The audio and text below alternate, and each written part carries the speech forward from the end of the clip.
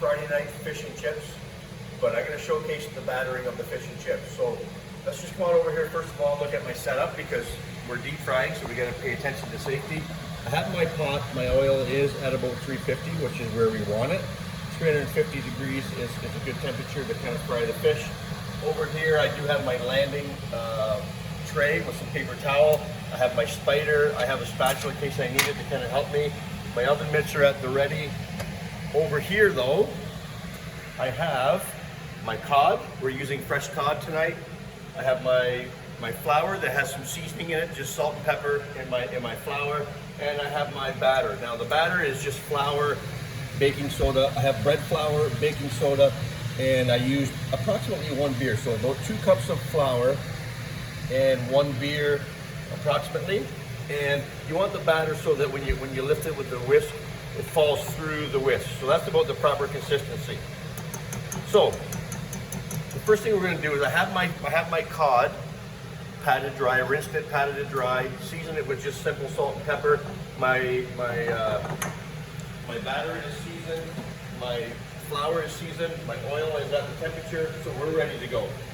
Okay? So the first thing I want to do is I'm just going to fry one at a time here.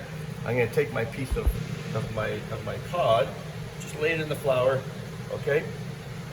Flip it over. You want to coat that with the flour, and we want to just kind of make sure we shake off the excess flour. We don't want a whole lot of flour kind of laying on that fish. You just want a nice dry coating on it so that when I put it in my batter, okay, and flip it back and forth, I want the batter to stick to the fish, but also to the flour that's on the fish, okay? So again, I got a little bit on my fingers, but that's good because that is actually protection for your hands while you put it in the oil. So I'm going to turn this down just a touch, and you want to just kind of go back and forth on the tray to kind of get it started. Get it over to the oil, okay? We don't want to drop this in. We want this to kind of just lay in there nicely, and then just kind of do a little back and forth, holding it for a minute or two while the oil kind of does its thing. And then you just lay it away from you so that you don't have any splashback of the grease.